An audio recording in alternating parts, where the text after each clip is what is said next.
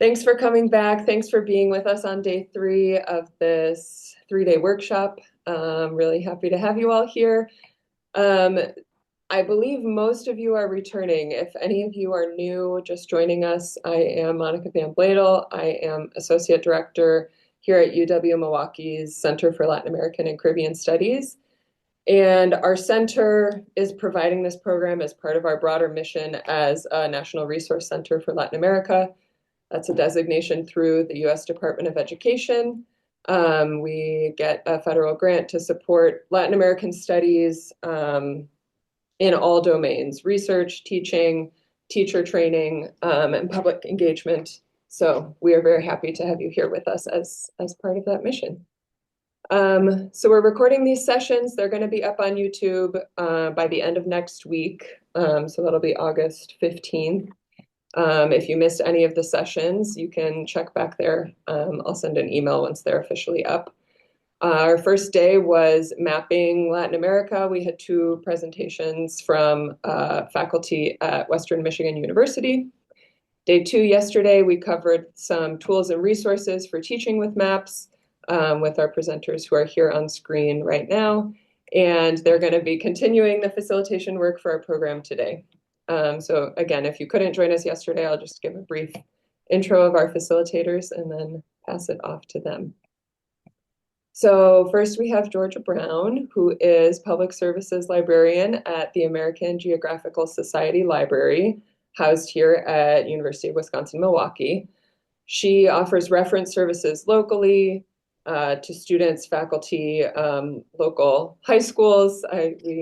We're seeing some good ideas about collaborations in yesterday's meeting. And also to international scholars, people from all over the world who want to engage with the collections. And she herself has said she loves answering any and all questions about maps. So please be in touch with her going forward. And then we also have with us Ann Hanlon, who is also at UW-Milwaukee Libraries. She is the head of digital collections and initiatives and does a lot of variety of work in this role. She oversees digital humanities services. She has built digital archival collections of all shapes and sizes, and she works in digital preservation and digital scholarship. So 2 great experts to guide us in the final day of our workshop today. Today is going to be a lot of hands-on walkthrough stuff. So please continue to interact, share your questions, share your ideas. And with that, I will hand it over to Ann and Georgia. Thanks, Monica. So today I am kind of just walking you through what I normally do in a lesson. I teach, I don't even know how many. It varies by semester, but usually like at least 20 to 25, sometimes 30, depending on how embedded I am in the classes. Sessions that come here. Usually it's a one shot, which in the library world just means like I get to see them once a semester for like 75 minutes-ish. If I'm lucky, it's a 2 shot and I get to see them twice in a semester, which is always really fun for me. And then on very rare occasions, like it's happened like 5 times, I'm the embedded librarian. So I get to see them several times throughout the course of the semester, and they have to meet with me to like set up a project or like confer about a project, that kind of thing. So one shots, I do a lot of them. And I usually start with the introduction that you got yesterday about like, what's the AGSL? Why do they have access to it? And how do they find our materials? I joke, like, if you never want to speak to me again, you can find our materials the way I just showed you how to search for. Um, I say that hoping that they will eventually speak to me once we get to start doing more things. And then I never want to assume that people had a good geography education because it seems very skewed, like, whatever high school you went to, whatever middle school you went to, varying degrees of like geography education or like map knowledge. So, and I grew up in the era where my mom would print out MapQuest directions, so I was good at navigating and like reading a map under pressure. So the I will share my screen now. Do, do, do, do. Cool. I think you're seeing the document. Can you confirm, Anne or Monica? Confirmed. Yes. Perfect. Otherwise, it's my email calendar, which is boring. Or a picture. My screensaver is me in high school playing soccer. So it changes though. So this is the presentation that I cooked up like 5 or 7 years ago. I don't even remember now. It's called Meet the Map, and the reason I have this little subtitle is maps are among the most information-dense sources out there. So how do you get the most out of looking at one? And one day in this we call them cartophiles, just people that are obsessed with maps. And this one tried to trick me. He sat me down and he was like, "So what's the most information dense medium out there?" And I'm a map librarian, so I said maps, obviously. And he was like, "Oh, you're the only person that's gotten that answer right." I'm like, "You asked the right person." So, kind of annoying to get mansplained my job to me. So I put that on there as like a little, I don't know, just me being spiteful in the funniest possible way to me. And then I will start with saying I put this picture of myself because I made it during COVID. So I guess it was then 5 years ago that I made this, just so they could see my face and it wasn't like I was wearing a mask when I was started teaching, so they could see what I looked like. I put the purpose of a map, and I have three written down. I have to educate, so this is like a whale chart that shows spawning habits, migration patterns, and like species of whale that exist in the world. Tragically, this map is also the reason that there are less whales in the world than there used to be because this map was used to hunt them. So be careful what you're mapping. I tell that to the students too. I say to persuade. So this map is the title of it is to comprehend the aggressive attempts of the Soviet communists through a glimpse on their plot of railroad construction on China's mainland. So I use this to say maps are made for a purpose. You can't always see that if you're just looking at like a topographic map of the Amazon. It might seem very neutral, but if you show them a map like this, like, oh yeah, someone made this with a color scheme in mind, like trying to appeal to an American audience. It's in English despite being of Asia. You can't see it super well, but you can see it in the key that I have out here. The There are actual chains on the map, and those are the Soviet constructed railroads. So the imagery is very powerful. The wording is powerful. They use the word aggressive and plot. And I definitely want this to showcase that maps are made for a reason. It could be a small reason, but it could be a big reason. And the third reason that I said maps are made is for entertainment. So this is a place where a place where everyone should go, where romance thrives and friendships dearer grow. I love to critique maps, though. That's another of my job perks. And so this map only shows white people. They are all heterosexual couples. And then as a little joke to just set the students at ease, I say, as a brunette, it's also offensive that there are more blondes on the map than brunettes. So just like a little, like we can have fun while we're taking part things too. It's actually fun to explain this to teachers because I get to be like, these are the little things that I do that they don't know that I'm doing, but we all know what I'm doing. It's nice. And before I say all of those purposes of a map, I flip it to them and I'm say, what are the purposes of a map? Someone will almost always say like directions. So I'm like, yes, navigation is a classic. And sometimes people will say like historical. And I'm like, perfect. Yeah, I didn't put that down. Like, good call. Even though that's kind of to educate, like my broad themes kind of encompass a lot of other themes, but I love telling them that they're right. I also have a trick in my class that four people have to answer before we move on to the next question, and I will wait them out. Like I tell them, I'm like, I'm contractually obligated to be here, so like, you tell me what we're gonna do next. That usually sets them up so that it might be the same four people, but at least like we're talking, we're thinking about things together. And then I talk about the parts of a map. So I will say title, scale bar, compass, rose, and a legend. I get a lot of flack from geography people. They're like, why don't you talk about latitude and longitude? And I say, I only have 75 minutes. I cannot explain latitude and longitude and projection in 75 minutes because you are in a classroom where you see them all semester or per quarters or whichever. You could probably tackle latitude and longitude. It's just something that will not allow myself to do because it's such a thing. One thing I have taught people that they find really funny is that if you say latitude is flatitude, that's a great way to remember that like latitude is this one and longitude is this one. So pretty chill little saying that you can be like, latitude is flatitude. This is just me explaining what titles, scales, compass roses are. And then I make them tell me again before I tell them the parts of a map. I'm like, you tell me what are the like four parts of a map. They will varying degrees get this correct, you know.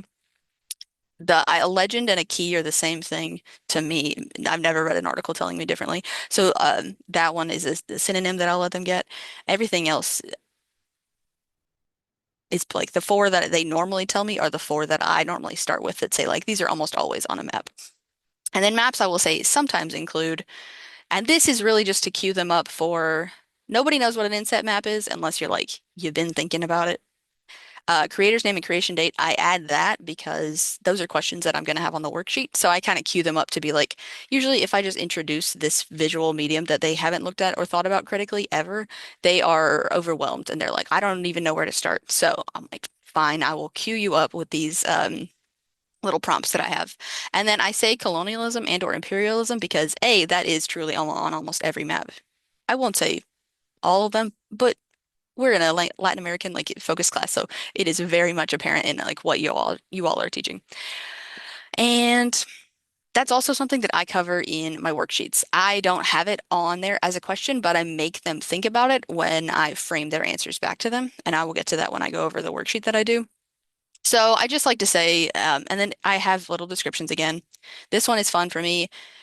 This is an inset actually that would go out here. The map just can't fit it. So I used to joke that it's insetception, which really hit like 3 years ago. But starting 2 years ago, the students stopped laughing at it, and I think I'm finally so far past the movie Inception that the joke doesn't work anymore. And I'm still mourning that in my own way. So when I talk to people that are my age, I will tell that joke, but I don't do it with the students anymore. Creator's name, just like a little bit like where this could be. Creation date. If you're looking at our maps, we actually have the date in the call number. So that's always at the bottom left corner or the bottom left corner, depending on the orientation of the map. So that helps them answer that question. And then colonialism and or imperialism, trickier to find because, and then I will say specifically, like, unless you're looking at like British colonial Africa, which is a place that is written on maps for a certain period of time, you can't like see, oh yes, this was made by colonial forces kind of thing, especially if they've never thought critically about this before. So, who's the map made for? Who benefits from the map? And what does this map show? And more importantly, who is left off the map? So, if you're looking at like the British Mining Company and a map of Africa, did any Africans get consulted when making this map? Probably not. Like, are any Africans represented, or is it just gemstones kind of thing? So that's what I say to cue them up. If I'm actually working on a class that's like doing African history, I won't use that example. I'll use a different example, but that's a pretty standard one that I will say. And then this, like I said, I made this during COVID, so I would send this and the virtual assignment off, and we would have a little meeting on Zoom, but they would mostly just do the assignment themselves. So I don't actually do this with the in-person classes, but if you wanted to like get them started on like if you had an online assignment for some reason, you could do this. This is a cool slide feature. So distribution, you all read Spanish probably. Distribution of geographical distribution of indigenous languages of Mexico as of the 1930 census, and then this is the pre-Hispanic, so before Spain showed up, like indigenous languages of Mexico, and you can see the change over time, like pretty decimated. And then, so I actually haven't looked at who has been answering that assignment. I haven't gone this far down. So thank you for doing that. And then we go to, this is the standard one.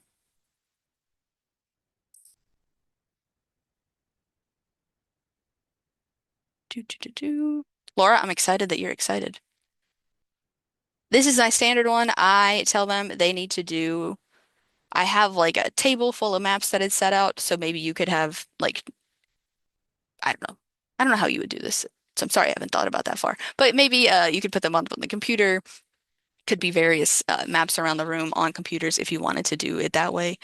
And I make them answer the first, look at one map and answer the first four questions. And then we all come together as a group to talk about our answers together. Once again, I do the four trick where I'm like four people have to answer each question before we move on to the next question.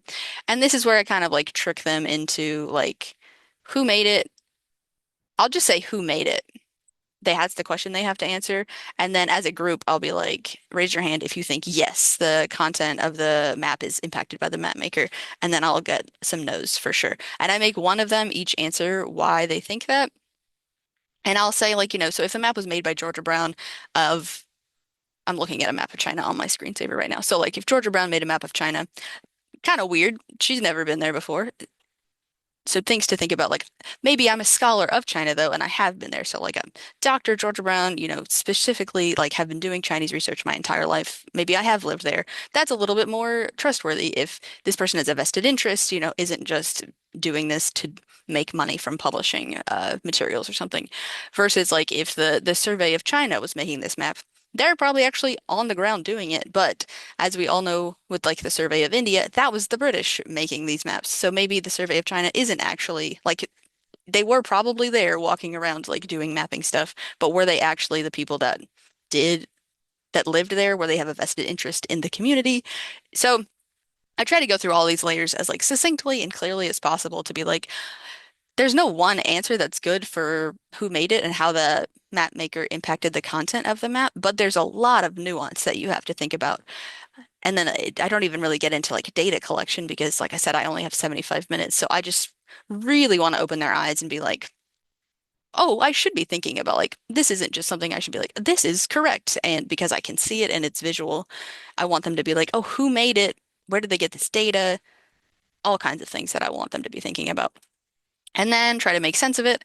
They have to switch maps, which I think is key because they don't know this, but they have to answer kind of all of these questions before they can answer these questions. And they're doing that in their head. They're not writing it down, but it's scaffolding. And I think it's my best pedagogical thing I've ever created. So they have to switch maps, answer the next two questions, and then we go come together and talk about our answers again.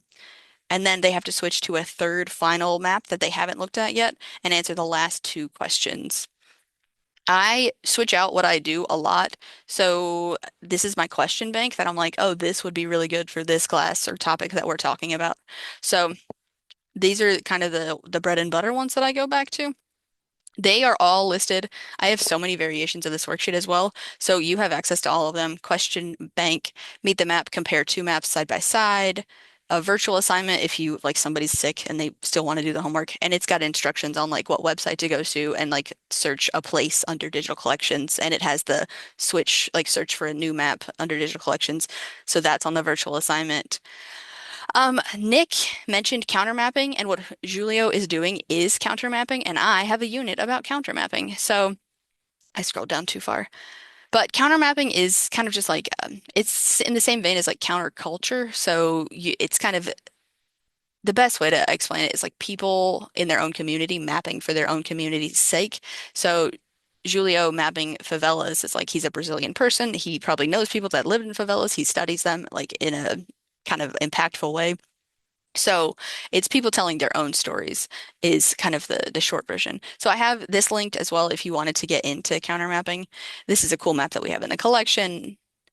I forget why I have these two on here. Hey, Georgia. Stephanie's Yes. asking if you can Oh, magnify your screen I or hmm, even just the browser. Maybe you can go in and, that's a good question. yeah, might not be as important with the maps, but That's a little bit more zoomed. And then this is Afro-American travel map. So it's like where is safe for Black people in the United States to stay. And over here is really tiny font, but you can click on them and there's like one for Wisconsin, there's like one guest house in Milwaukee that you could stay at. And then this map was made by he's not even a cartographer, but he was just like listening to Atlanta rap songs for 3 years. And every time they say a place in a song, they he writes that down and that's how he ended up making the places for the map to be. So, and it has like a lot of people from the 80s in it as well. So it actually speaks to gentrification a lot too, because the places that they hung out in the 80s don't exist anymore in some cases. So just some cool stuff. And then I go into detail a little bit more and you can click on these and that actually takes you to like the link to see the maps. So you don't have to be zooming in or like seeing the bad quality of it. But then you can zoom in and see. Oh yeah, there's some characters. And then if you go to the other one, this is actually our largest map. It doesn't look like it, but it's actually 22 feet tall. And then it looks kind of rudimentary when you get until you zoom in so far, and then you're like, oh yeah, these are the rivers. These are the mountains. It's better when you zoom in on the actual sheets. Let me, pardon me. These are the ones that are scanned at a really high resolution. Yeah, look at that. Rivers, mountains, a city. This example, I used the side by side to be like, this was made by like a Western influenced map, and this was made by an actual Korean person who the story tells that he like walked the length of the Korean peninsula like 13 times to get the data for the map. So I talk about, people being from a place, invested in their community, actually doing the literal boots on the ground work of like mapping his community versus, this was probably, it's got some like completed map of Korea. You can see it's written in English and Korean. It's probably like Chinese characters, but Korean, just because the history. But you can see a difference. And I usually students, I'll be like, which one seems more accurate?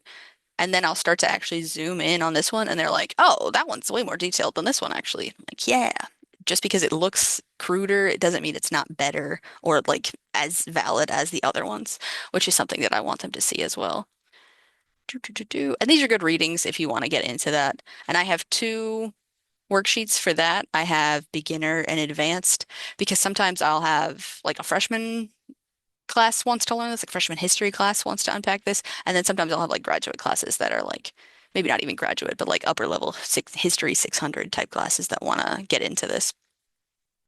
And then labor and trade is one of those examples of like the clusters that I've made. So it'll be a bunch of trade maps of, population statistics, like who's doing this work, what gets imported and exported out of that place, and probably other questions that I have. It's in the document if we wanted to look at that. And then this is a cluster example. So I just did the Amazon region.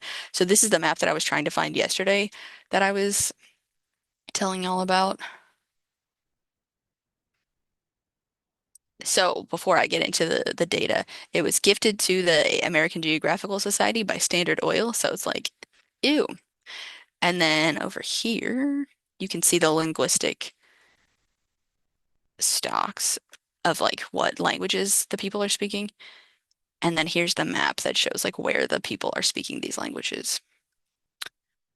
So I put this map on in the cluster, and then I think I did just a topographic map.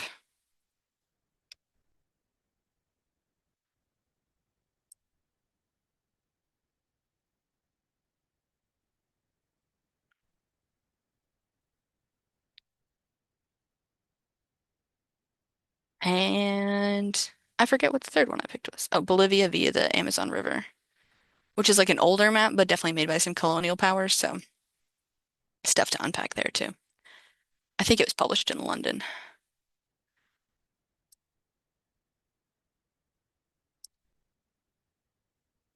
So lots to think about. Does anybody have any questions for me?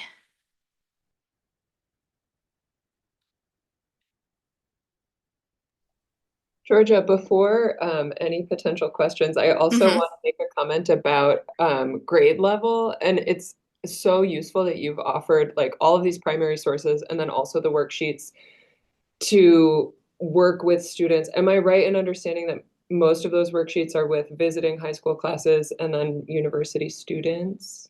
These, I have it so basic. So even like the Meet the Map with question bank, it's like it could be anybody. It could be like what place or places are shown.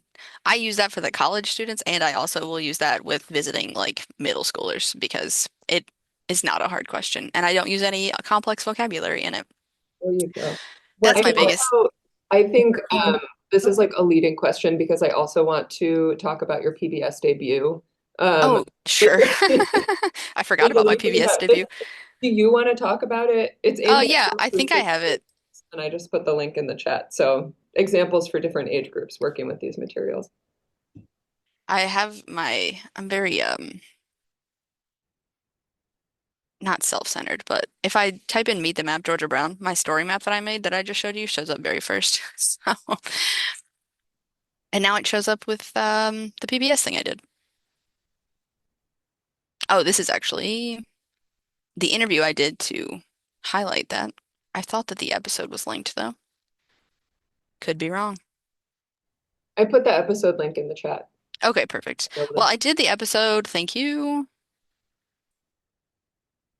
for they really just wanted to talk about like old maps of Wisconsin. And so they wanted to see if we had any old maps. And then I guess my charm and wit during that reference was like, they were like, oh, could we film at the AGSL? Could you be our co-host? So I got to talk about early maps of Wisconsin, how to read a map, kind of good middle school vibes. But honestly, if you're doing it with college students too, I think that they would be like, it's only 9 minutes. It's pretty chill. And I think I get to teach a lot in the 9 minutes.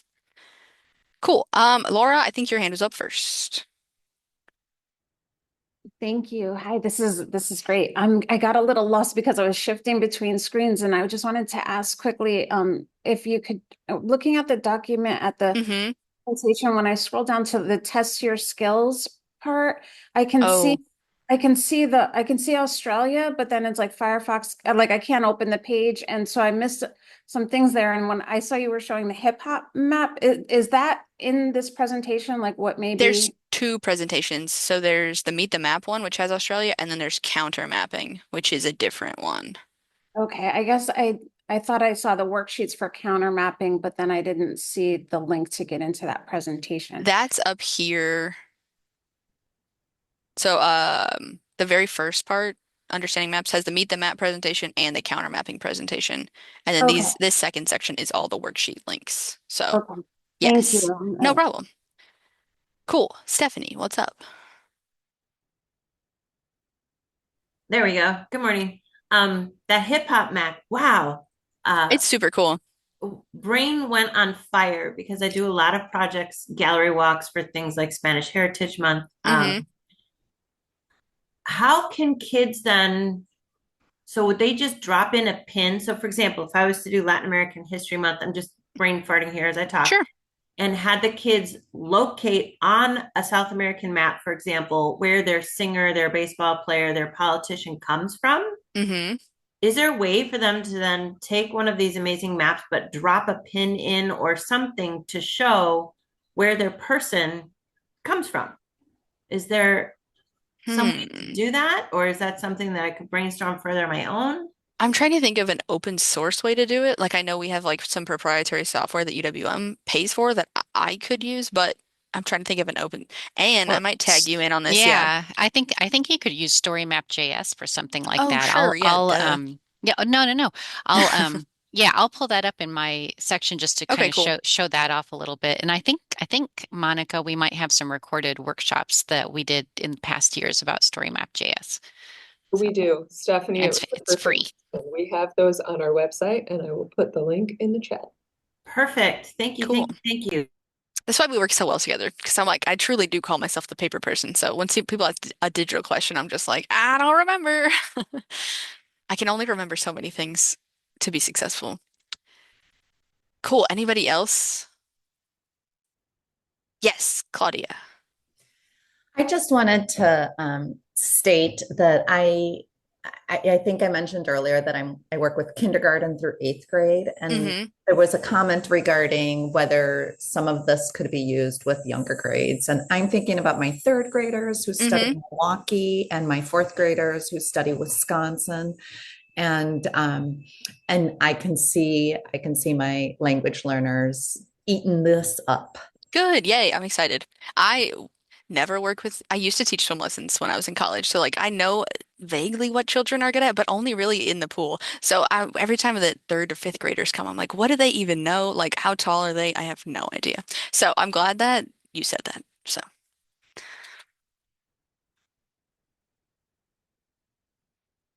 and they can walk. Oh, it's awful. Like they just go other places. I'm like, in a pool, at least they can't swim yet. So I'm like, we have to be right here so I can grab you if need be. Uh, I have so much respect for y'all because they can walk on land away from you.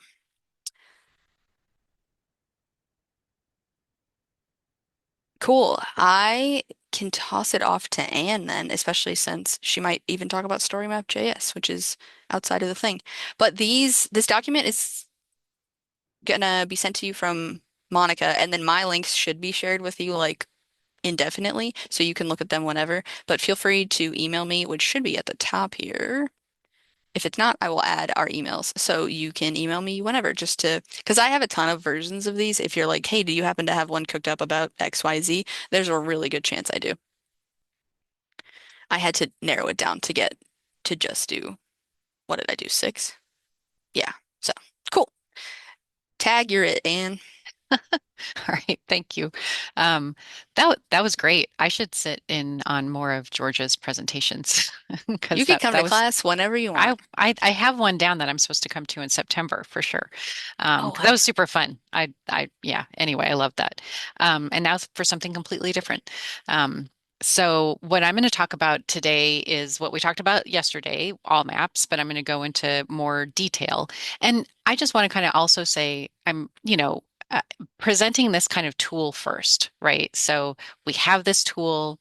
It's kind of like saying, I have a hammer, do you guys have nails? Um, but I think that the idea is in some ways just to introduce the fact that we can do more. So we've got all these maps, we've got fantastic things. And Georgia obviously has given you lots of ideas, and you all have also shared lots of ideas about what to do with these maps. Because there's plenty to do with them that's non-technical. And so because I'm coming from a digital collections, side of the house, I'm also interested in when we digitize these things, what else can we do with it? Obviously it makes it possible for all of you to discover these things in a way that you maybe wouldn't have been able to do, other than coming in and asking about it, looking in the catalog. Um, Georgia demonstrated how much you can zoom in on detail, which really is, I think sometimes we take for granted uh, what a big deal that is, but that is not something, that we could have done even probably, well, it's been a long time that we can do that, but maybe 2 decades ago, a decade ago. So why don't I'm going to go ahead and share my screen. Let me just, I'm trying to tried to set things up today so that I can actually see your chats while I'm sharing. So hopefully that, yeah, stays so that I can do it. All right. So let me just hide my meeting controls. Okay. So what I'm going to do today, and please, feel free to jump in with questions if you have them, is just to kind of go into a lot more detail about how to use all maps. So I'm going to stick with that. And then I saw that Monica dropped in a link to a previous workshop that I did on StoryMap.js. I pulled up a link to that, so happy to also chat about that a little bit as well, because that's a great free tool as well. So the first thing that we'll talk about in terms of using all maps is that in order to be able to do that georeferencing, which is the core strength of the all maps tool, you need to find a map that is hosted using that IIIF protocol that I also mentioned yesterday. So that's why I have up on my screen the website for the International Image Interoperability Framework. I apologize, I didn't name it, but that's what it's called. It is, among other things, a protocol that enables you to do so much more with any kind of digital collection than was previously available to do. So this is a big deal for those of us in cultural heritage, in archives, and in digital collections. So if you're interested, feel free to kind of browse around and see what kinds of things they've got going on there, because I think their website is directed both to developers and tech type people who are working on developing new tools around this protocol, as well as to researchers and teachers who are looking to see what they can do with the tools that people have developed. So towards that end, we're obviously going to talk about just the one tool today. But because all maps only works with digitized maps that are being served up with this IIIF protocol, that's going to be your first limitation, although more and more people are adopting, more and more institutions, I should say, are adopting that protocol now. Than had been using it previously. It's becoming a kind of a standard across digital collections. But they have they have a short list, I would say, of institutions that share their entire digital collections in the IIIF protocol. They don't even have us listed here, but we are one of them.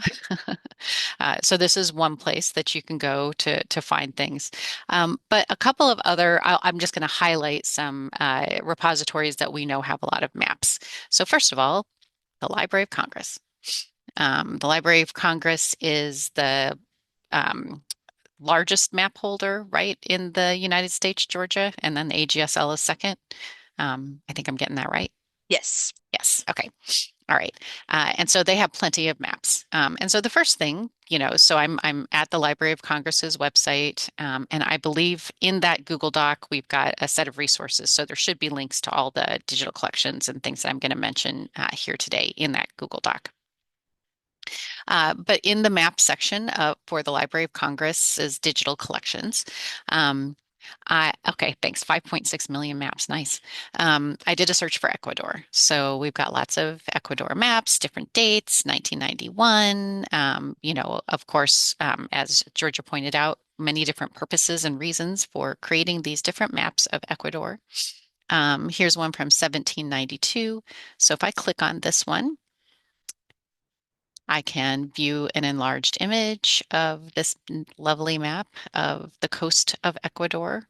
We can zoom in on it and see that this is kind of I think would this be called a manuscript map? Or I've heard that term, Georgia, but um, it's Manuscript means hand drawn, so yes. okay. Okay. All right. Cool.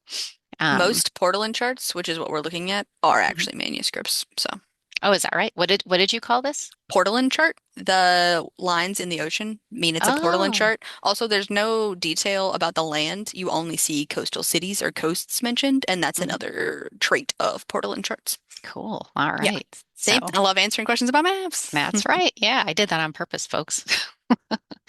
Um, so, uh, so yeah, so you can zoom in, see the handwriting, see all the, the detail. So there's that part of it, of what's interesting about using maps from Library of Congress just in general, all these notes about it. But what we're interested in today is what's called the IIIF manifest. And so that's what we're always going to be trying to find whenever you find a map that you want to use in this All Maps tool. So and here's the trouble. Well, not the trouble, but here's something to keep in mind. All of us do it differently. Someday, and maybe that someday will be soon, we'll all try to come up with a standardized way of sharing our IIIF manifest. But right now it's a little different. But the big thing is to just find the term. So if you click on this, here's what you get. Don't worry. You don't need any of that. What you need is this. So all you can completely, if you saw, I'm like covering up that part of the screen with my hand, just copy the what looks like the URL up here. And then you can take that into the All Maps editor. So I'm going to just drop in that manifest that I found. And that pulls that map into the All Maps editor, just like that, right? So, so that's how the Library of Congress does it. So again, you're just looking for that terminology. In this case, I had to sometimes they'll actually have the URL or the manifest URL. In this case, you have to click on it and then see that it's JSON code. But it doesn't matter. Oh, I did want to remember to share this because I think someone yesterday, I don't have my notes open now, was asking about older maps, I think about Aztec. At any rate, I found this on the World Digital Library and I just thought it might be useful. And I apologize to someone, but I'll share that in the Google Doc. But just to say that oh, okay, Laura, great. There are lots and lots of different kinds of gorgeous maps. And you could try to probably georeference some of these. That might not be the right thing to do with it though, right? So depending on, this one might be interesting, for example, when we get into it to georeference, but it's not going to, or maybe not, right? Because this is early exploration. Everything's going to obviously not be on the same points as a current map. On the other hand, maybe it would be interesting to see the distortion, but it depends on what you're teaching, obviously, and what it is that you're trying to get across. But so just an example too of a map that may or may not be interesting in that context. So cool. All right. Now, I wanted to also show another major map collection, just again to give you an idea of how to locate these manifests. So the David Rumsey map collection is at Stanford University. They have been pioneers, I think, in IIIF, digitization of maps, working with all maps, and lots of other kind of digital mapping technologies. And so here's a map. This is Connecticut. It's just the first one I pulled up. So I'm a little bit off theme here. But all of their map, so they have you can see that there are similarities about the way that they're presenting these digital objects. We have an image. We can zoom in on the image. We have metadata. And if you scroll down, you get more metadata. But here you're not seeing any kind of IIIF manifest. I know I'm going kind of quickly. I'll go a little bit slower. Sorry. In the metadata, which is where we found the IIIF manifest for Library of Congress, and where yesterday we found the IIIF manifest for UWM. For the David Rumsey, it's in this share button. And so it takes just a little bit of guessing, I think. And in this case, we have IIIF manifest. So here we could just copy that. And again, go to all maps. And if I go back to here, I drop in what the David Rumsey has shared with me, and it should change it, I think. Let's see, make sure. Oh gosh, I think I didn't copy it. That's what's happened. Sorry. Thought I copied it. Copied. All maps. Oh, sorry. This is a human error here. Let's just do it this way. Copy. You all know what's going to happen, I'm sure.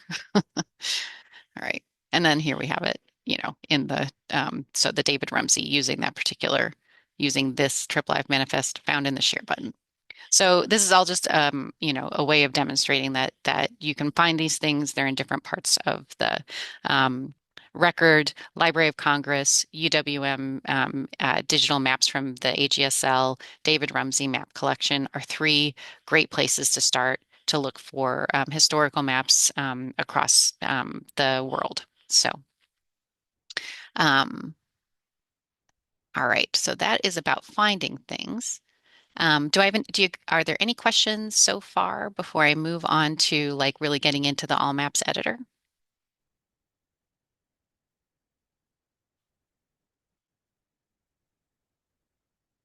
Oh, I see a comment. Oh, sorry, go ahead. That's okay. Mhm. So I've got my All Maps site pulled up on a split screen, but I don't know the screen I need to go to for where you're just dropping in your links. Yeah, I'll show you that. Yeah, Thank you. it actually one of the nice things that they've done with that is each of them starts with the term. So allmaps.org is probably the site that you're at, and then the editor is editor.allmaps.org, which I'll drop in here too.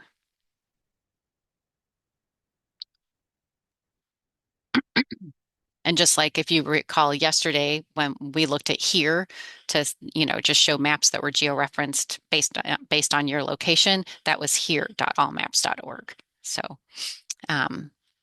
okay. So what we're going to do is look at a map that I georeferenced already to talk about how, just the steps for georeferencing. So I have this map of Brazil, the coast of Brazil, a small part of the coast of Brazil. This is a nautical chart. So again, this is actually focused in this case on the coastal region. And in fact, when I started to georeference it, I thought it was backwards because, I was looking at the sea as land and, I'm not a geographer. That's the first sign. So we can zoom in again and see, information about this map, including, looking at maybe some of the key points that we're going to want to be thinking about georeferencing, because you do need to be able to orient yourself on the map to be able to georeference it in all maps. And not all maps work well in all maps. And we can talk about that a little bit too. So in this case, we have all of our metadata, and then UWM, I'm proud to say, I think, makes it fairly easy to find that IIIF manifest. So I'm just going to copy that. And then I'm going to go into, we'll go back. So this is, again, editor.allmaps.org. And then you'll drop in your manifest. And so now when I drop in this one, I'm seeing that this green thing down here, this little, and that means that it's been georeferenced. So that doesn't mean that you can't georeference it or add additional points, but that work has already, in some cases, begun, right? So, but that's okay. So the next step is that we look at drawing a mask on it. Now I've already done that, so you can see what it looks like. And in a minute, we'll actually go through and do the work, but I thought it might make sense to show you one that's already been done. So you can see these are inset maps, right, Georgia? These little guys. Yes, they are. Okay. Paying attention to my, map You already, yeah, lessons. gold star for vocabulary. Thanks. So we've got the inset maps, and you could actually georeference those. You would just draw your mask around those, and then that's what would get pulled into the georeference section, which we'll look at next. But in this case, I just kind of drew around them, and there are good reasons for, like, at first I kind of found this to be a little bit uh, optional, I thought, because I just wanted to georeference the map. But we'll look, I think, towards the end at some really great examples of where all maps is especially impactful, which is where you might be georeferencing multiple maps from like a sheet that are all, in the same IIIF object, and then you can start to see them all together on a single base map, and that can be real. And so in that case, masking becomes important so that they can kind of all fit together. But we'll see what that looks like. But the masking part is pretty easy because you just like click, click, click, click around where you want to go, and then you have your mask. So then the next thing you do is just go on in order to georeference it. Okay, and so you can see, so this is where the work begins, right? So we have on the left side, we've got the map, the digital image of the map that you want to georeference. And then on the right, we have the base map. And then we've got all these tools down here that you can use. Most of what you're going to be doing is literally like finding a point here and then finding the same point here. And you like drop the point, right? But to do that, you're going to be you can zoom in and hold it down a little bit, because as soon as you like let go of it to drop a point, it'll put a point down, if that makes sense. So here we are, let's see, 8 and 7. So, and you can zoom in here too. So you can see where I've dropped this point here to match that point there. I dropped a point here to match that point there. And if I did that by zooming in and seeing like different terms that looked like and shapes literally on the map that looked like they corresponded to one another. Let's see. Yeah, Itonheim. I think that's what I was looking at, and apologies for my pronunciation. And let's see, down here I've got I can't read that. Pearl. Anyone want to pronounce that? I can't see it well enough. Oh, and I've zoomed in as much as I can. So I come down here and I can see that there's also this Rio that I can tell that there's water coming in, but you can see it's changed. Well, whether it's changed or whether it's represented differently on the map are two questions, right? About how this map was represented. But that's the work that's going on here. So I'm going to try to zoom out a little bit more. You can see the whole thing and zoom out here. And this is showing us the map, so you can see how it's been georeferenced. A few things of note here are, I think yesterday there were some questions about what this background base map was. So what I clicked on was this settings button down here. And I can change things like what the base map is. So I have 4 choices. None of them are Google Maps, which I think I think I might have generically been using Google Maps as a term yesterday, so I apologize for that. There's OpenStreetMap, which I mentioned. So that would look like this. And that might be, especially interesting if you're doing like a populated area, you're basing your georeferencing on street names or things like that, railroads, etc. We've got Esri World Imagery. So that is, more if you're, I don't think I've ever used this because usually when I'm georeferencing, I'm looking for names and rivers and places. But this might be useful either for georeferencing or for looking at it later, because this can be your base map when you're viewing it. And then Esri World Topo, I guess topographic, which is what I was using for this particular georeference task. So that's that. I'll mention these other things later at the end when we get into what you can do with a georeferenced map. Let's see, what else do we have here? Oh, and I will also, so the thing that then we can go out to the viewer, where I'm going to ignore the rest of this stuff right now too on purpose, and we'll talk about that later as well. But view in all maps viewer is really essentially, how do you see the results? Like, how does this look? So let's pop out to that. So again, note the URL. It's viewer.allmaps.org. And you can see here, like that, you can see some distortion, right? So with this map, I think I've done a pretty decent job of georeferencing this. In fact, we'll go back in a second, but I believe, about 11 points to do that. So, 11 different points of reference along the coast of this small part of Brazil.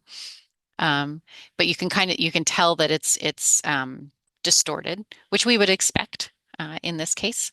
And then I think yesterday I showed you how to use the opacity, which is totally non-intuitive. It took me almost a year to figure this out that I was doing it wrong. But you click down here, and then you move your cursor up to the black part to like change the opacity. So we can see that, this is pretty good, especially if you look down at the bottom, the bottom left, Paranagua, and up to the top right, you can see that it's fairly accurate in terms of what it's on top of, right? And you can also remove the background, which is can be useful too. So that's kind of I think more of an AI kind of, like figuring out what is probably the background and removing that in that case. So, but that gives you also a better sense of the map on top of this. You can also look at what the original image was on the viewer to remind yourself that's what it looked like, and then there's the map. So, how do you add a point? Let's say you wanted to add a 12th point. Yep. Okay, let's go back to the editor. Okay. So if I wanted to add a point, that's the main thing that you're doing in the editor. So let's say I wanted to get this bottom left part, and I know I'm not using geographic terms, maybe a little bit more accurate. So what I might do is I see this Canal de Norte, and I'll come down here and I'll see if I can find something, related to that. I'm going to zoom in a little bit more until maybe I can figure out, like I know it'll show me. So there's 11, the 11th point that I found. So if I come down here, let's see. I'm gonna guess that maybe this might, so I'm gonna click there and you can see it made the number 12. And then I don't know if this is right. I feel not totally confident about this, but I'm going to then drop this other point here. And you can see that kind of changed, right? The orientation of the mask as well. So then we can go back out and view it in the viewer and see what that did. That still looks pretty good. It's just 1 point, so it's not going to make a huge difference. Does that help in terms of like how adding a point? Okay, yeah. And then we're going to go through because there'll be some surprises when we start from, yeah, and I'm going to jet that. Good. Yep. You can delete points because you will accidentally drop them. So I'll show you that as well. Because there are some surprises too when you do this from scratch. So now if you want to, let's see, delete a point. So where it's this little guy that says 1, 2, this has all your points in them. And so if you wanted to, if I decided that 12, the last one that I dropped was in the wrong spot, I can just go over here to this little trash can and hit, do I want to really delete this ground control point? That's what GCP stands for. So what we're really, all these dots that we're dropping, these are ground control points in GIS or geographic terminology. So I'm going to really delete it. I'm going to say yes. And now that's gone. And if I wanted to change any of these, I could delete them and then add a new one as opposed to changing them. So is that numbering of the points determined by the order in which you made them? Yes. So yeah, exactly. So yeah, it has nothing to do with where they are on the map or on the canvas. It has to do with the order that I did them in. So one might be, I mean, in this case, yeah, you can even see there's 1, 2, 3, and then 4 and 5 are up here, and then I pop down here. So exactly. Mhm. And here's something. This is I think projection is the right term, or the algorithm that is determining, how the map is being represented. Um, I don't know enough about this to give any kind of proper explanation, but I just wanted to point out that it's there. I could do George's, come on. quick overview. Thank you. So projections will always distort something no matter what because we're trying to make a spherical object flat, and so something's always going to get messed up. So a lot of times you can switch the projection to more accurately represent things. So like Wisconsin has its own projection that the state cartographer's office uses because it most accurately represents Wisconsin as it's actually shaped on the globe. So you could try out different things to create better accuracy as you see fit by switching up the projection. So Yeah, right. Yeah, it'll like always be a little wrong, but sometimes you can make it more right by switching projection. So yeah, yeah. Yeah, and it's something, I mean, the nice thing is you can play with it. So you could do a Helmert projection and see what that does. You could do a thin plate spline. I was at a meeting a couple weeks ago where people just threw that term around, like a term that I knew, but I didn't know it anyway.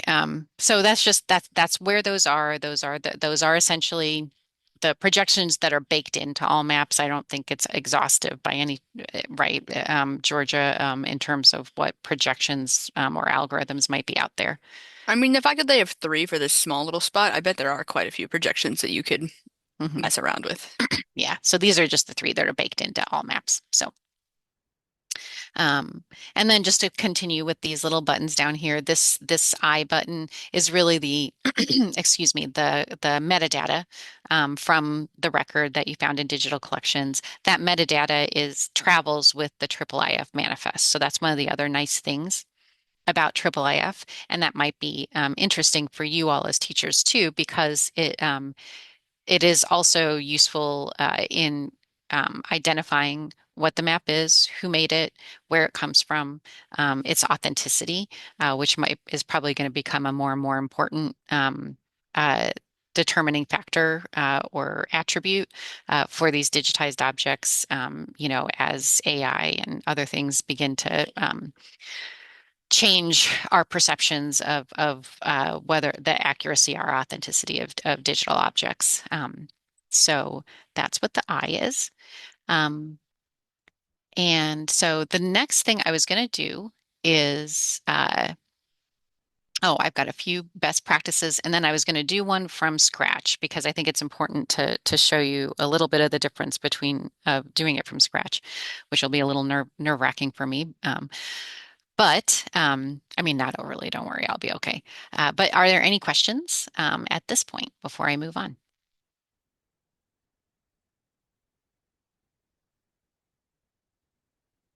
Okay. All right, cool. All right, so what I'm going to do is go back to, I think, a different map. So I'm back at the American Geographical Society Libraries digital maps, and I did a search for Ecuador, and I found this Carta de la Provincia de Quito y de sus adyacentes. So, um, and you can see here in this map is from 1750 of Quito, Ecuador. I thought this might be an interesting one. Well, first of all, there are four maps here, so we're going to look at how we can how we zero in on one of them. If you zoom in on them, you can see that they have a lot of interesting detail. Um, it's a printed map, right, Georgia? This is not a manuscript map. Correct. And we have La Puna. I'm looking for different things that can help me find this on a modern base map or on a contemporary base map. So, there's also, and I apologize because I don't speak Spanish. Probably some interesting information on here that would be. I don't know if you all can read that. Tell us a little bit about what, the sorts of things Georgia was pointing out in her lessons as well. And I can show you some super interesting ones. So let's say we wanted to take this one and georeference that just to get started, because this one looks like it will be hard to do, and I'll talk about why. So first things first, going to grab the manifest. Whoops, I need to get the whole thing. So in our case, because it's UWM's, I'm just going to copy it. And then I'm going to find the All Maps editor, and I'm going to go out to the uh, opening of the editor. I'm going to drop this in. All right, and there it is. So the next thing I'm going to do, what do you all know what the next thing is the mask, right? So I'm going to draw the mask, and that's going to be, and I can zoom in to do that. So I'm going to come up and I just want this map. So first of all, I'm just going to start here, drop that. And you can see I can cancel or finish if I mess it up. That popped up right away. I'm just going to make a box here. Let's see. All right. Here, here. And I'm going to go ahead and keep all that. So I've got my mask. So that was, and you can, like I said, you can make more points to come in. And it's hopefully pretty straightforward to do. Follow along if you like with a different map or with this map. And then, so now I'm ready to georeference it. Okay, so this is the surprise. This is what comes up is the entire map of the world until you have started to georeference it. So if you recall before when I showed you the one I had already georeferenced, it automatically pulled up next to it the location, right? Because I had already done the work. So in this case, the first thing that you have to do is actually find the coast of Ecuador. And or the city or whatever it is that you're georeferencing. So to do that, I'm just going to, zoom in until I find where I think I am. I'm also going to zoom in here. So Golfo de Guayaquil. I see Guayaquil here. I'm hoping that that's where this is. I also know that there's this uh, Isla de Santa Clara and La Puna. So what I did too, because I'm not familiar enough with this, is I looked up Puna Island to see on Google Maps just to kind of get my bearings in terms of some contemporary place names so that I can actually do the georeferencing. So I'm using other tools to help me, get my figure out where I am. So I see here Guayaquil, which had come up close to this La Puna. And here I see Rio de Guayaquil and Guayaquil here. And so I'll zoom in a little bit more. And I think I am in about the right place here, right? So that's the first thing, is that you do need to do some work to kind of zoom in to the right place, to travel to where your map is. And so then I can the next thing is to start actually doing the making the points. And the next thing in this case we'll see is that it's not going to be exact, because this is a printed map from now I forgot the year that I said it was, but it's I think it was 17 something. So, but I'm going to just go ahead and decide that I want this end of the island. That'll be my point one. And then I'm going to match that to this point of the island here. And I might kind of stay in the same area and come up here where it says Guayaquil and what looks like the where the river starts to fork. I'm going to put a point here. And then I'm going to kind of, I think if it's forking, maybe here. And so this is what the work is, right? It is an imperfect process, which is hopefully in itself maybe instructive in terms of how a map was created versus trying to, match it to a contemporary base map, right? And so you would go on and do that. I think that in terms of the number of points that you need to get it, to have a well georeferenced map is at least 3, I'd say, and almost always probably more than that. So if you recall, I had 11 points for that map of the coast of Brazil. This one probably, let's look at what it looks like. This probably would need more. I would focus in this case on the coast because I can see things there. You might be able to match it to the shape of the coast. That's often what I'm doing, is finding, things that look the same in both maps, but that's not always going to be helpful, of course, because right, the map the historical map might not be accurate in terms of the way that it's shaped, depending on what you're doing, or things might have changed. So that's the other thing that we're actually doing the georeferencing to kind of highlight, right? Is where, in particular with things like coastlines, how that's changed. So it's kind of an art and a science, I'd say. And then, as before, this is your where did it go? You can delete points. That's going to be your best friend as you go through this, because it's really easy to accident to move it and then accidentally drop a point. If you're holding down your mouse while you're moving it, it won't drop the point until you drop the point. So, so we can see. So I just put that one there, which I think if I zoom in, Rio de Salto, Banco de, let's see if I can find anything that looks like that. I am not sure where that might be. Might have to zoom in more. There might be a lot of changes. I might have picked a map that is particularly challenging. So then that's down there. So, and then we can try going to the viewer at this point and see how we're doing. We can also change if we're having trouble finding what we need with that base map. You can change the base map as you're going along, so that's fine. That's completely up to you. You don't have to commit to a particular base map when you're georeferencing it. But that whatever base map you've chosen in the editor, when you go out to the viewer, I believe that'll be the base map that it shows you in the viewer. But so you can change that. So if I do OpenStreetMap, I might get a little bit more accuracy. I might be able to tell, about if I'm doing that might be more useful. For example, if you're georeferencing a city map and you have streets or waterways, things like that you can work with, but especially street names, roads, buildings, things like that.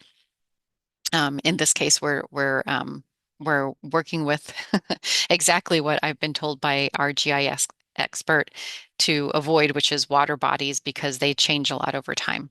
But that also can be an interesting reason to georeference a body of water, right? Okay, so let's see. We don't have very many uh, uh, points in here, but we can see what else, so we can just look at it on the All Maps viewer. And we don't have so it's not, we don't have it very well georeferenced yet. So that's what it looks like. But we're getting there. We've got this part. So if we look at the opacity, we can see that we've at least got, that little island kind of referenced. So you can see why you would need more points in order to kind of get it to be able to fit, and how that's going to distort the original map. And then I leave it to you all to, imagine how that might be instructive, for your students, if it would be. So let's see. Let me come back out. Oh, so that was that. Just checking my progress here. Okay. Yeah. So the next thing I was going to talk about, which is a little tougher, honestly, but and takes a little bit more creativity, but is what you can do with a georeferenced map. But before I do that, I'm just going to open it back up for questions.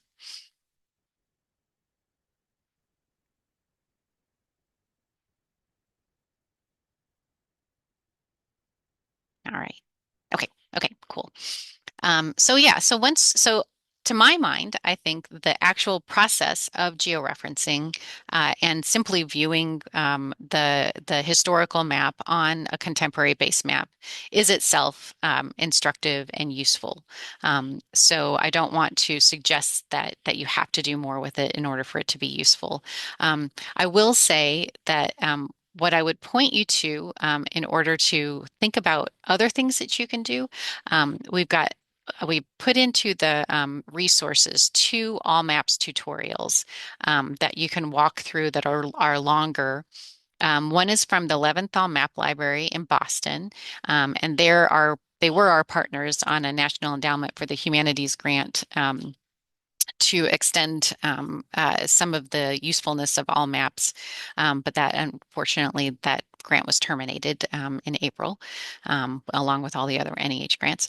But they have a nice. Let me pull this up for you all. They have some examples from the 11th All Map Library. So they have some other digital projects like this Atlas Scope, for example, that uses georeferenced maps. See if I can open it up. It's just, oh gosh. It's just Boston. Sorry, I thought it opened it up right off the bat. At any rate, I'm sorry about that. You can go to, this is their tutorial. So this will, give you a little bit more in-depth information about everything that I was just showing you. And then the other tutorial is by our own Stephen Appel, who's our our GIS librarian in the AGSL. And part 3 of his, so you can go to the whole, you can look at the whole thing, of course. I stole a little bit from him. But part 3 is doing more with all maps. So he starts with what we were looking at, which is the all maps viewer. And he has a little section on what I was talking about earlier, which is the utility of all maps for working with multiple sheets and then being able, or some, like if you think about Sanborn maps, if you're familiar with Sanborn maps, being able to see them start to come together across a single contemporary base map, as opposed to just seeing those individual sheets. If you've ever looked at things like that, that's where that masking comes in handy, where you want to make sure to mask off so that they hopefully you're all seeing this. Let's see if I can make that a little bit bigger. So you can see that this is an example of multiple maps that have been georeferenced, and then you can see them all across, and it's Milwaukee, for those of you interested in Milwaukee, across, oh, thanks.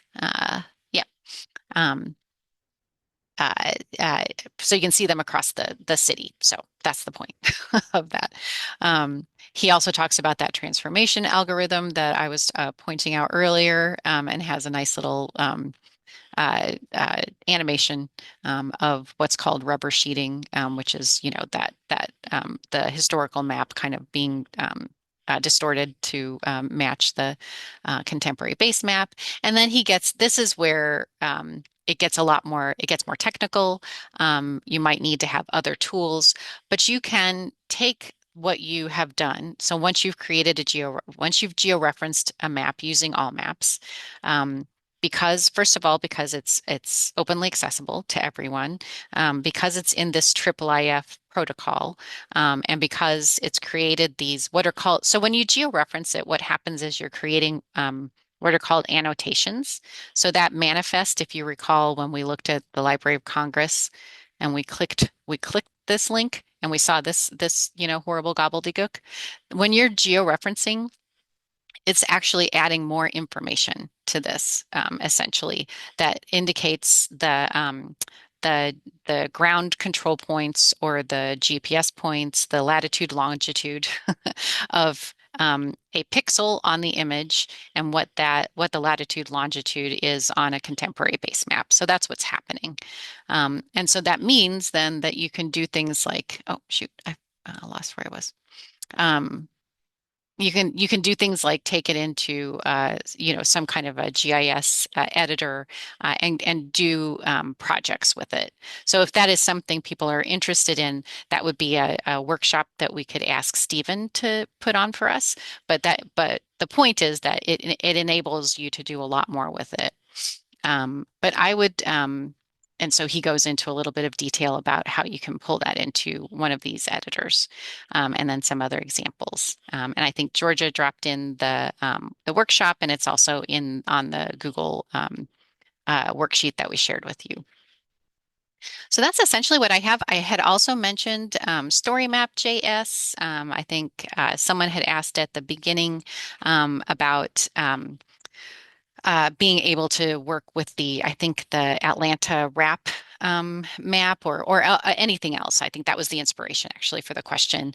And Story Map, there's a workshop that we did last year, maybe the year before, probably the year before, that you can, and I'm happy to work with people, but the story map is really nice. You have to have a Google account to work with it. I've got a couple, look, there's a CLACS workshop that I did. Let's see what I did. Oh, it's my life story.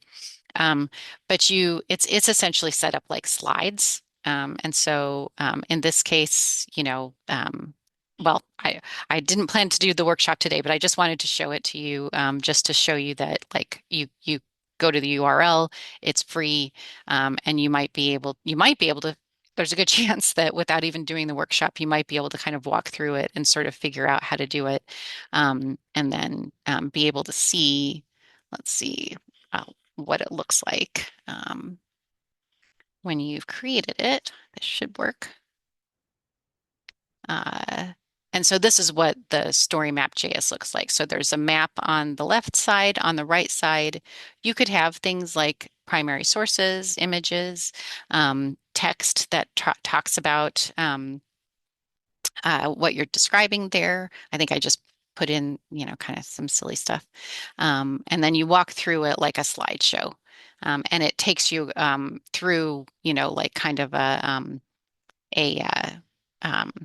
like a journey over the map. And so that might be something that you could do, with that question about being able to have students describe where like a particular person is from. Thanks, Georgia, or a particular, uh, event, etc. So, okay, so I'm going to stop sharing my screen if I can find my little, yeah, and then see if there's any questions because I think we're getting close to time as well. So,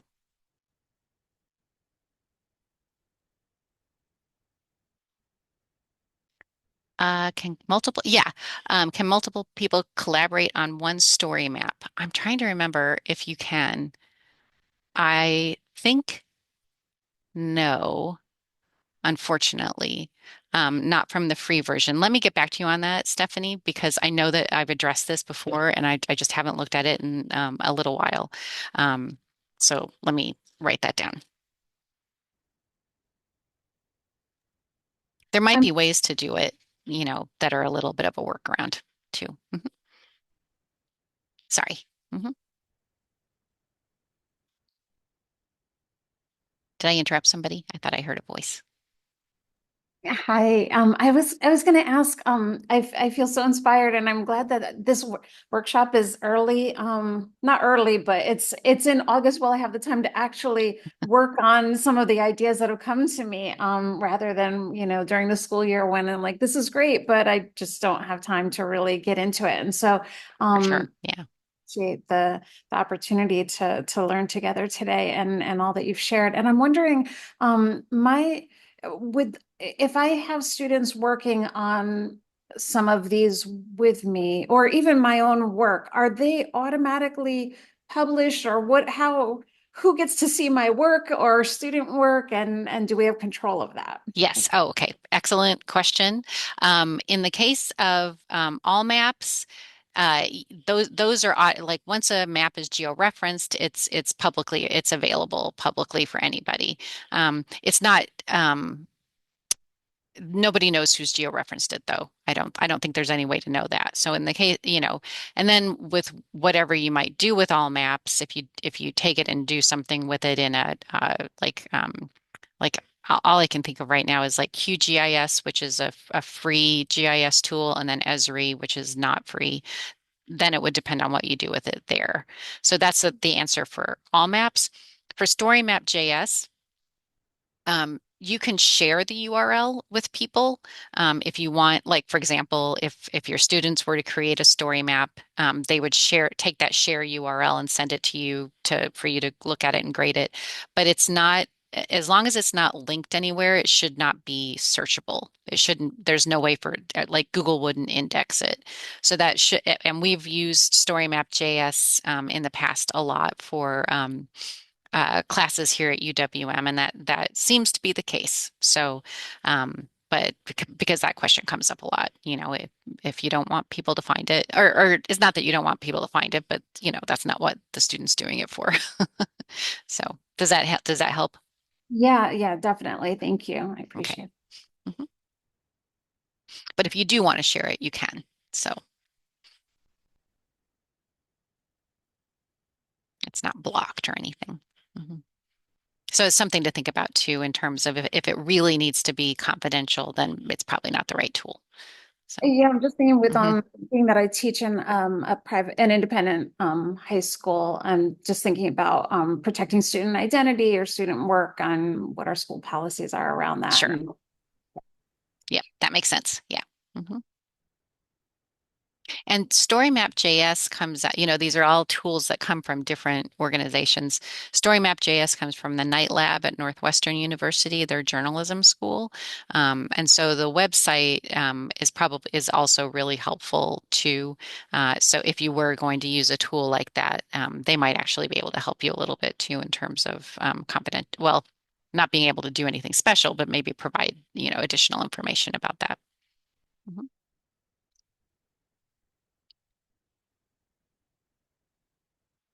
And while I'm talking, let me just say, I learned so much from all of you just yesterday with some of the questions that you asked, because my goal as head of digital collections here at UWM is to figure out how to make well, first of all, just to make as much of our archival collections available as possible.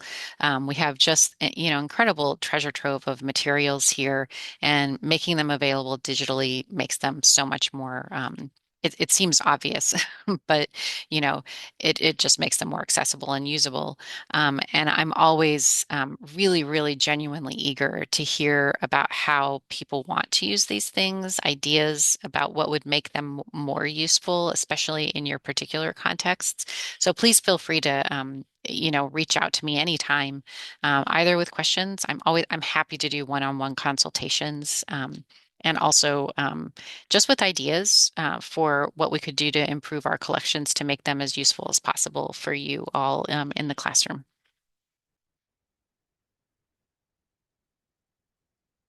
All right.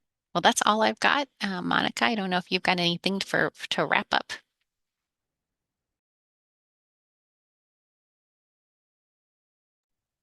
Hello. Thank you, Anne.